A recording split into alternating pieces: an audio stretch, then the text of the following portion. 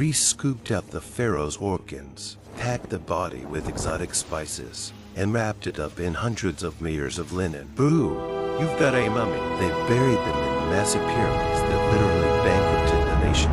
Also, the pharaoh could score a VIP pass to eternal life. Millennia went by. Earthquakes, floods, and countless tomb raiders couldn't disturb their rest. But just as they were about to achieve true immortality, in came the Europeans, and they weren't there for archaeology or to pay their respects. Nope, they packed these mummies up, shipped them back to Europe, sliced them up like salami, ground them into powder, stirred them into their water, and drank them? Yep, you heard me right. They drank them for hundreds of years. Eating mummies was the hottest wellness trend among European high society. The ancient Egyptians went bankrupt seeking eternal life, only to end up as dietary supplements for Europeans. To understand why Europeans were so obsessed with snacking on dried corpses, we have to rewind to the 12th century and blame one single, monumental translation error.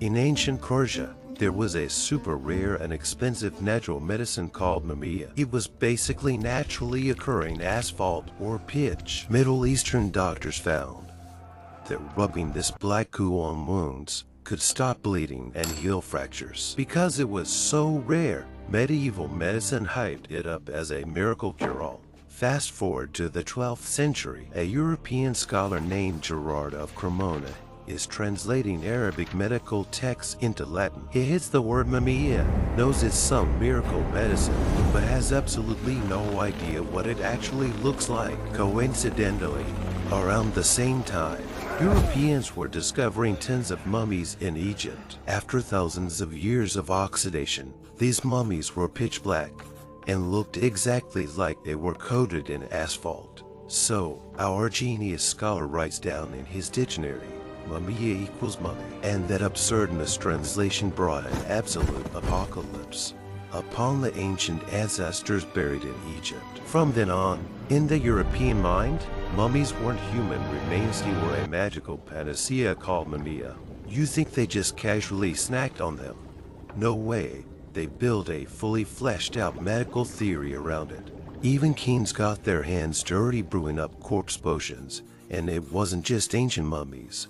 They didn't even spare fresh corpses. Between the 15th and 17th centuries, European medicine was obsessed with a wild concept called sympathetic magic. Basically, like cures like, got a headache, snort some powdered skull, poor circulation, better drink some blood. Under this twisted logic, mummies were the ultimate superfood. Europeans figured that since these corpses hadn't rotted in millennia, they must be packed with some mystical preservation power and life essence. The logic was, I eat the pharaoh, I absorb the pharaoh's life force. As a result, the front displays of major pharmacies weren't herbs anymore, they were jars of black mummy powder. Whether you had a headache, an ulcer, epilepsy, a cough, or internal bleeding, doctors would prescribe a few ounces of ground-up mummy, washed down with a nice glass of wine. Even legendary historical figures were die-hard fans. Take Francis Bacon, the English philosopher, who coined knowledge is power. He firmly believed mummy powder stopped bleeding. Then there's King Francis I of France. Every time he left the house, he carried a little pouch of mummy powder. Feeling a bit under the weather, just cop a pinch of corpse. He was basically the medieval equivalent of Tylenol.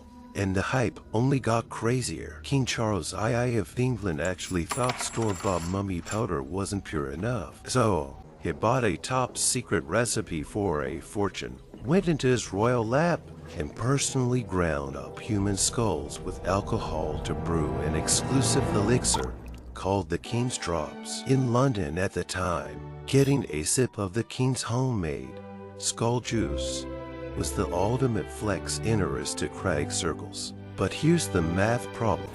With all these European elites eating mummies for breakfast, the supply of dead pharaohs in Egypt was running dry, and when demand massively outpaces supply, human morality takes a serious nosedive. By the late 16th century, the price of mummies in Europe skyrocketed to the price of gold. The merchants smuggling them out of Egypt realized the tombs were pretty much empty, as capitalism did its thing. If we don't have 3,000-year-old mummies, we'll just manufacture fresh ones. Enter the absolutely nauseating fake mummy black market. In 1564, a French physician named Guy de la Fontaine got suspicious about whether these mummies were authentic, so he traveled to Alexandria, Egypt, to investigate. What he found in a merchant's underground warehouse probably gave him nightmares for months. The warehouse was piled high with thousands of freshly deceased bodies. The merchant proudly admitted they weren't pharaohs at all. He had bribed local executioners, hospitals, and morgues to get the bodies of executed criminals, beggars, and poor folks who had died of leprosy or the plague. Their manufacturing process was brutally simple. Hollow out the fresh corpses, stuff them with cheap asphalt and spices, and bake them under the scorching Egyptian sun for a few weeks until they were shriveled and black. Wrap them in rags, slap a 100% authentic 3,000-year-old pharaoh label on them, and sell them at a premium to European pharmacies. Picture a Parisian noblewoman in a fancy corset, elegantly sipping from a silver goblet, thinking she's absorbing the eternal essence of Ramses the Great, when in reality, she's chugging the remains of a vagrant from Alexandria who died of syphilis last month. You literally can't write a better dark comedy than that. But even after whistleblowers exposed this horrific truth, Europeans just couldn't stop snacking on corpses. It wasn't until the late 18th century, when actual medical science started making progress, that people finally realized eating dead bodies didn't cure sickness, it just gave you parasites and deadly bacteria. Finally, mummies were taken off the pharmacy shelves. But did Europeans leave the mummies alone after that? Not even close. They just found a new use for them. This time, they brought them to house parties, and even worse, they painted with them. Welcome to 19th century Victorian England. Eating mummies was out of fashion. Now, the hype was all about unboxing videos, except they were unboxing mummies. The elite British circles invented an incredibly macabre social event, the mummy unwrapping party. If a wealthy gentleman vacationed in Egypt, he had to buy a mummy and ship it back to London. Then, he'd pick a good night, invite thousands of socialites and aristocrats to his living room. But that's not even the wildest part. This next fact might permanently change the way you look at paintings in art museums. In the 19th century European art world, painters absolutely loved a specific pigment called mummy brown. It produced incredibly rich, warm shadows with a beautiful translucent quality. Many famous Pre-Raphaelite painters were die-hard fans of this color.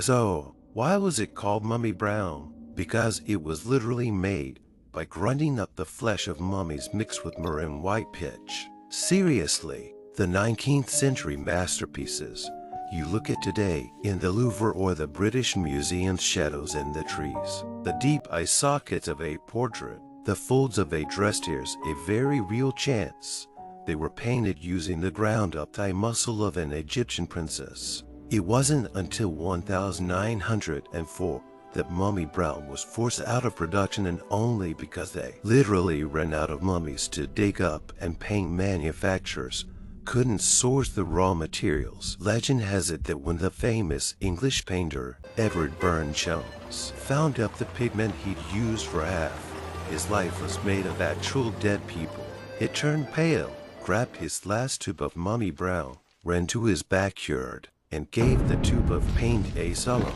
formal burial. From miracle medicine to parlor games to high-end art supplies, for centuries, the afterlife dignity that ancient Egyptians gave everything to secure was completely stripped away by Europeans in a way that was insanely barbaric, yet disguised as high society culture. The irony is insane. Pharaohs made mummies out of a desperate desire for eternal life. Europeans ate mummies out of a desperate fear of death. In this bizarre cross-millennium collision, both the Egyptians resting in pyramids and the Europeans sitting in their castles were ultimately played for fools by humanity's ignorance and greed surrounding life, sickness, and death. Today, the surviving mummies finally get to rest peacefully behind climate-controlled glass in museums, quietly observed by modern society. But this centuries-long, cannibalistic feeding frenzy will forever remain one of the most absurd and shameful chapters in human history. If you were teleported back to medieval Europe, would you dare to chug a glass of mummy water? Or do you know of any other unhinged miracle cures from history? Let me know down in the comments. Don't forget to subscribe, and I'll see you in the next one.